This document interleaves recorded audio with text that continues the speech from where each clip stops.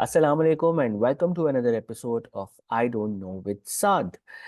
Today we are going to talking about some very practical steps. Practical steps जो कि आपको self reflection, self awareness से action की तरफ लेके जाएंगे, जो आपकी जिंदगी के अंदर जो भी चेंज आप लेकर आना चाहते हैं फॉर गुड, वो आपको लाने में मदद देंगे.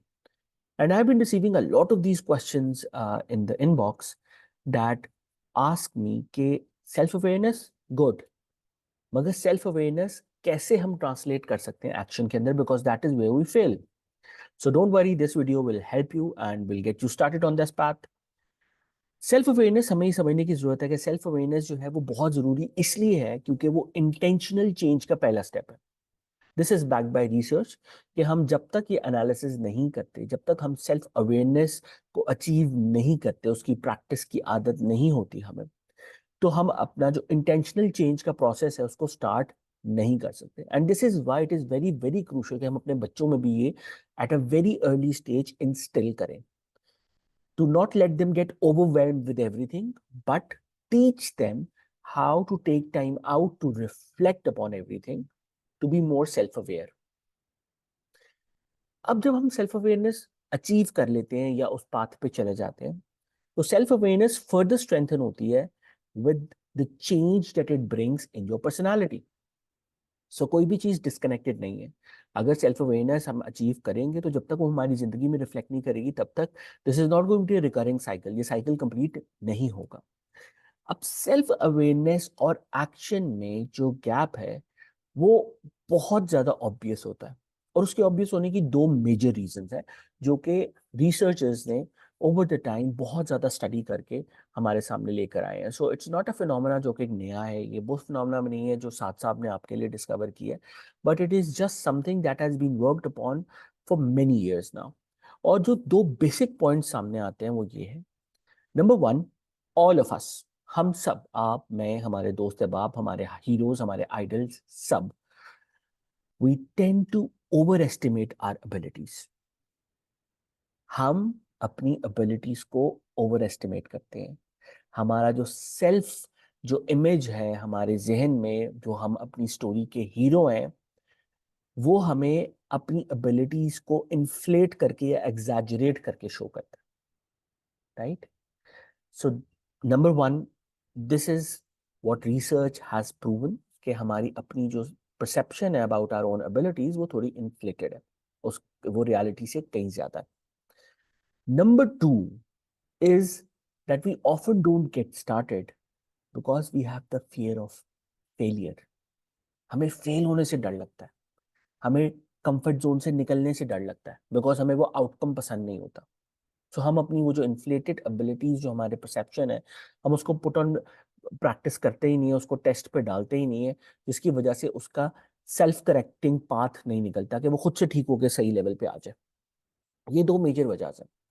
सो दो ये मेजर बातें जिसकी वजह से हम लोग ये हमेशा समझते हैं कि हमारा एक्शन में और हमारी सेल्फ अवेयरनेस में एक गैप रहता है, और इनको ब्रिज करने के लिए तीन प्रैक्टिकल स्टेप्स हैं जो हम इस वीडियो में डिस्कस करेंगे. सो फर्स्ट एंड फॉरमोस्ट, जो मैंने एक आजमूदा नुस्खा है जो मैंने बाकी तमाम लोगों के साथ साथ अपने ऊपर सबसे पहले अप्लाई किया था, वो ये था. whenever we think of something that we want to do, हम बहुत हाई ओवरआर्चिंग गोल्स, बहुत ही अनरियलिस्टिक गोल सेट करते हैं, और फिर हमें ये नहीं पता होता हाउ टू ट्रेड अलोंग, कैसे हम उस गोल तक पहुंच सकते हैं. ये हमारे बचपन से हमारे अंदर इंस्टिल किया जाता है. अनफॉर्चुनेटली हम बचपन से रियलिस्टिक के बजाय बहुत ओवर ऑप्टिमिस्टिक गोल्स अपने बच्चों के माइंड में डालते हैं. फॉर एग्जाम्पल, हमने एक बड़ा आदमी बनना है. अब ये बड़ा आदमी क्या है, ये बहुत एक वाइड ओपन डिबेट है कि क्या हो सकता है बड़ा आदमी. हमने अच्छे काम करने हैं, हमने सक्सेसफुल बनना है. अब सक्सेसफुल बनने के लिए सक्सेस को डिफाइन भी करना पड़ेगा.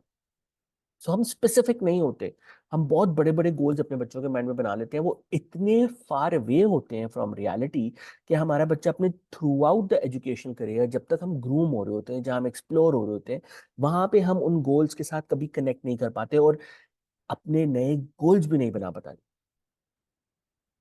तो अपने नए गोल्स भी नहीं बना पाते, जिसकी वजह से हम देखते हैं कि most of us are lost, most of us are confused, जैसे ही हम प्रैक्टिकल वर्ल्ड में कदम रखते हैं। सो फर्स्ट एंड फॉरमोस्ट चीज जो आपने करनी है, पहली प्रैक्टिकल टिप ये है कि माइक्रो गोल्स पे जाइए। बहुत सारे लोग स्मार्ट गोल्स की भी बात करते हैं, बट मेरे नज़दीक smart goals can be an accountability for your micro goal. Micro goal क्या है? अपने ओवर आर्चिंग बड़े गोल को जरूर एक मैप पे रखिए, जरूर एक, आप एक बहुत सक्सेसफुल सिंगर बनना चाहते हैं, आप एक बहुत सक्सेसफुल एंटरप्रेन्योर बनना चाहते हैं, जबरदस्त। मगर उससे related small steps, time bound steps आप जरूर रखें कि आप 1 साल में क्या अचीव करना चाहते हैं, आप 10 महीने में क्या अचीव करना चाहते हैं, 6 महीने में, 2 हफ्ते में आप क्या अचीव करना चाहते हैं। सो अपने स्मार्ट गोल्स को अप्लाई करें अपने उन माइक्रो गोल्स के ऊपर। You should have a micro goal for every stage of your life. इसी तरह मैं पेरेंट्स को इनकरेज करूंगा कि अपने बच्चों के साथ माइक्रो गोल्स बनाएं। What do you want to do today, what do you want to learn today. So इस तरह की एक्टिविटीज अपने बच्चों के साथ करें, इंस्टिल करें ये थॉट उनमें कि उन्होंने अपने दिन में कुछ ना कुछ अचीव करना है that leads to that larger goal. जैसे फॉर एग्जांपल मैं आपको अपनी एग्जांपल देता हूँ। जब मैंने ये प्रैक्टिस स्टार्ट की तो मुझे ये रियलाइज हुआ कि मैं हमेशा से एक काम बहुत ज्यादा करता था। I use to close my day in my mind. मैं रात को सोता नहीं था जब तक मैं टिक मार्क ना कर लूं कि अच्छा आज मैंने ये किया, ये किया, ये किया, ये अचीव किया, this went well, this did not go well, कल के लिए मेरे ये टू डू की लिस्ट है। So I did a mental exercise at night. और मैं जब तक ये नहीं करता था तब तक मैं नहीं सोता था। This was a natural thing for me. What I learned over time was कि I had to build on this। मैं अगर मैंने नोटबुक पे करना शुरू कर दिया, ये जर्नलिंग स्टार्ट कर दिया, and it help me keep track. मैं लॉस्ट नहीं हुआ, मैं डिस्ट्रैक्टेड नहीं हुआ। तो माइक्रो गोल्स की तरफ जाएं and then make sure those micro goals are smart, मतलब स्पेसिफिक है कि आप एग्जैक्ट करें। अच्छा आदमी नहीं, आप वो अच्छा आदमी को डिफाइन करके उससे एक ट्रेट ले रहे हैं कि आज मैं ऑनेस्टी सीखूंगा, ऑनेस्टी प्रैक्टिस करूंगा 3 लोगों के साथ। फिर आपके गोल्स मयरेबल है कि आप उनमें सक्सेस मैयर कर सकते हैं। It's very easy to be successful if you know what success will seem like, what will it look like. So उसको मयरेबल रखें, अटेनेबल रखें, अचीवेबल। उसके अलावा उनको रियलिस्टिक रखें। प्लीज हवा में कासल बनाना बंद कर दें। We have to teach our kids to be more realistic. And आखिरी बात है टाइम बाउंड। अपने हर गोल को टाइम बाउंड करें। This is very very very important for all of you.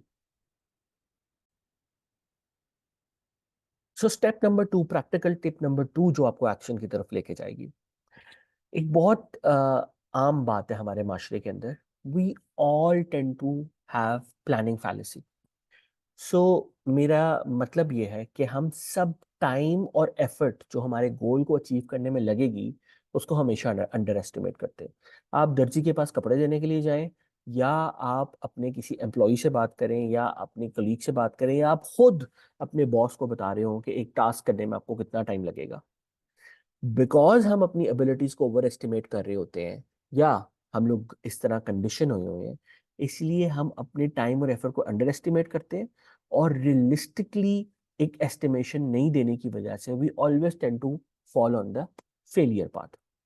तो सिंपली आपका आपका दर्जी आपको ईद से एक दिन पहले बता देता है कि आपको कल कपड़े नहीं मिल सकते, क्योंकि उसने अंडर एस्टिमेट कर लिया था अपनी टाइम एंड एफर्ट को। उसको ज्यादा टाइम एंड एफर्ट लगाना पड़ रहा है, उसके पास रश ज्यादा है और वो डिलीवर नहीं कर सकता। ये मसला सिर्फ दर्जी का नहीं है, ये मसला हमारे इम्तिहान देने वाले स्टूडेंट का भी है, ये मसला हमारे उस स्टूडेंट के माँ बाप का भी है, ये मसला मेरा भी है, और ये मसला आपका भी है। सो फर्स्ट एंड फॉरमोस्ट, हमेशा अपनी प्लानिंग के अंदर आप टाइम एंड एफर्ट को जितना भी एस्टिमेट करें उसमें एक बफर रखें। सो फॉर एग्जांपल, अगर आप अपना एक गोल करना चाहते हैं, आप सेल्फ अवेयरनेस से एक्शन की तरफ जाना चाहते हैं, और आप एक स्मार्ट गोल अपना रखते हैं, so make sure you are giving yourself ample time to act on it with all other priorities that you have। सो आपकी जिंदगी में बहुत सारी चीजें चल रही होंगी, मेक श्योर कि जो आप टाइम एंड एफर्ट की एस्टिमेशन कर रहे हैं वो इस हिसाब से करें कि जहाँ पे ये भी एक पार्ट ऑफ इट हो। It should not be everything, because it is not everything. वो काम आपका सब कुछ नहीं होगा। So it will fit into all the different task that you have to do. So make sure आपकी estimation अच्छी है। नंबर 2, अपना बैकअप और कॉन्टिजेंसी प्लान हमेशा बनाएं। अगर आप वो एक्शन अचीव नहीं कर पा रहे तो आपका कॉन्टिजेंसी प्लान क्या है। ये भी याद रखें कि no plan is also a plan. इसका मतलब है आप फेल होने के लिए तैयार हैं। No solution is also a solution, no decision is also a decision. So if you are not having a contingency plan, अगर आप बैकअप प्लान नहीं बना रहे, तो ये भी आप एक डिसीजन ले रहे हैं। सो इसके अलावा सेटबैक्स के लिए भी आप, एक प्रैक्टिस है जो बहुत कॉमन है और मैं प्लानिंग फैलेसी में इसको इंक्लूड करता हूँ, कि जब भी कोई सेटबैक होता है तो प्लीज मेक श्योर कि आप उसको लिंक कर सके एक स्पेसिफिक प्रैक्टिस के साथ जो आप करते हैं उसको ऑफसेट करने के लिए। फॉर एग्जाम्पल, अगर आप एंक्शियस फील कर रहे हैं, अगर अगर आप फेल हो रहे हैं, अगर आप ओवरवेल्म विद इमोशंस हो रहे हैं, so make sure that you sit and you take 5 deep breaths to help you restart, recoup. So कोई ना कोई ऐसी चीज आपके माइंड में होनी चाहिए in order to offset any failure, any setback. तीसरी और सबसे इंपॉर्टेंट चीज जो पावर ऑफ सोशल कनेक्शंस है उसको फॉस्टर करने से रिलेटेड है। So I always tell people, human beings were born to live as a community. We are social animals. We are nothing without social connections. And मैं ये personal experience and personal failure and learning से बता रहा हूँ आपको, that you are not enough on your own. आपको हमेशा social connections foster करने होते हैं, which is why you must have an accountability partner. You must have that one person or a group of friends or family member, या जो भी आपका mentor है, guide है, वो आपके पास होना चाहिए as an accountability partner, जो आपको सेल्फ अवेयरनेस से एक्शन के पाथ के ऊपर अकाउंटेबल रख सके, जो आपके गोल्स पे ऑन ट्रैक रख सके आपको, because at the end of the day it's very easy for us to get lost. और अपने बच्चों में भी हमें चाहिए कि हम शुरू से इंस्टिल कर सकें कि number one, they should have somebody जिसमें वो कन्फाइड कर सकें, वो बात कर सके। जरूरी नहीं है कि वो उनके माँ बाप ही हों, अगर वो माँ बाप है ऑसम, जबरदस्त, but even if they have a friend, please normalize the practice of having a friend. Please normalize the practice of asking for help. उनके लिए सीकिंग हेल्प एंड गाइडेंस को बहुत मुश्किल नहीं बनाना हमने। ये बहुत कॉमन फिनोमेना है जो मैं स्पेशली हमारी सोसाइटी में, पाकिस्तानी सोसाइटी में देखता हूँ। It's very very difficult for our children to ask for help. हमारे बच्चों के लिए हमने बहुत मुश्किल बना दिया है हेल्प के लिए सीख करना। सो प्लीज इसको, प्रैक्टिस को नॉर्मलाइज करें। अकाउंटेबिलिटी पार्टनर होने का मतलब ये है कि आप उनमें अपने कन्फाइड कर सकें, वो आपको बता सकें whether you are on track और नॉट, and it's very very convenient for you in this way because there is an external input on into how you are doing. एक ऐसा बंदा जो एक्शन में नहीं है, वो आपके कोच की तरह बाहर से आपको बता सकता है what is working, what is not working, and what are their thoughts on how you can improve. And this could be two ways. You can also be an accountability partner for somebody else, and I think you should be, because being an accountability partner for someone teaches you a lot about the value that you can add. So these 3 tips are research based tips, ये बहुत practical tips हैं। मैं आप सबको encourage करूंगा कि अगर आप अपनी सेल्फ अवेयरनेस को अब तक एक्शन में ट्रांसलेट नहीं कर सके, तो प्लीज़ इसको अपनी ज़िंदगी का पार्ट बनाइए। प्लीज़ अपनी ज़िंदगी के अंदर प्लानिंग को एक बहुत इंपॉर्टेंट पार्ट बनाइए, अपने गोल्स को लिखिए और अपने अकाउंटेबिलिटी पार्टनर्स को ढूंढिए, और अगर आपके पास हैं तो प्लीज़ उनको एक्टिवेट कीजिए। I hope this helps, and जैसा कि मैं हमेशा कहता हूँ, I don't know, but I am on the track to finding everything out, and I hope that all of you will stay on this journey with me. Thank you very much. Allah Hafiz.